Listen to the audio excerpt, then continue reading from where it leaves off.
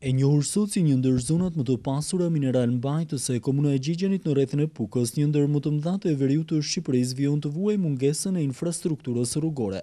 Rruga që vetë populli tashmë fatkeqësisht e ka pagëzuar si rruga e vdekjes, vijon të mbetet në fatin e hidhur të këtyre banorëve, të cilët çdo ditë më shumë u vështirëson jetën, duke ndikuar kështu dhe në koston e jetesës. Banorët tashmë të zhgënjur nga premtimet që kanë mbetur veç se mashtrime, shpresën e fundit e kanë tek qeveria e re, nga e cila presin veç se rrugën, për të cilën nuk kujdeset askush.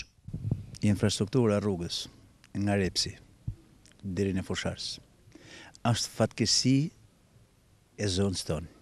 Me hapjen e rrugës kombit, që nga ajo ditë deri sot nuk e më kryer asnjë lloj investim këtë rrugë. Iku qeveria parë, nuk bën asnjë lloj investimi. Erdhe kjo. Inshallah shpresojmë që të bëhet diçka.